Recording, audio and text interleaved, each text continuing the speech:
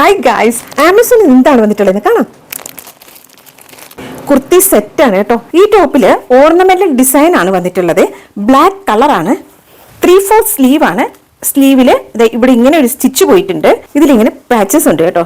അതിന്റെ താഴെയായിട്ട് കാശുമാലയുടെ ആ കാശ് പോലെയാണ് കേട്ടോ. ഇങ്ങനെ ഫുള്ള് ഇങ്ങനെ വന്നിട്ടുണ്ട്. ഇച്ചിരി ഒന്ന് കയറിയിട്ടുള്ള നെക്കായിട്ടാണ് എനിക്ക് തോന്നിയത്. യോക്ക് പോർഷനിലും അതുപോലെ തന്നെ പാച്ചസ് വെച്ചിട്ടുണ്ട്.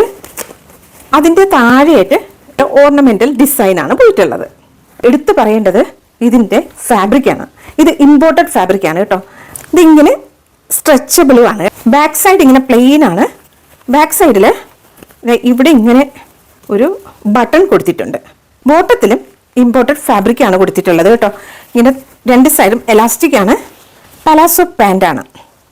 ഇതിന്റെ ഫാബ്രിക് നല്ല കംഫർട്ടബിൾ ആണ്. ഇതിന് വള ഇടേണ്ട കാര്യമില്ല. വള ഓൾറെഡി ഉണ്ട്. നെക്ലേസോ ചെയിനോ ഇടേണ്ടി വരുമെന്നോ എനിക്ക് തോന്നില്ല. അതിന് പകരം ഇവിടെ ഇങ്ങനെ ഉണ്ട്. സൂപ്പർ അല്ലേ? ഇത് വേണ്ടാന്നുള്ളവർക്ക് ഇത് റിമൂവ് ചെയ്ത് മാറ്റാൻ ഭയങ്കര ഈസിയാണ് കേട്ടോ. ഇത് ജസ്റ്റ് ഒരു സ്റ്റിച്ച് മാത്രമാണ് ഇങ്ങനെ പോയിട്ടുള്ളത്.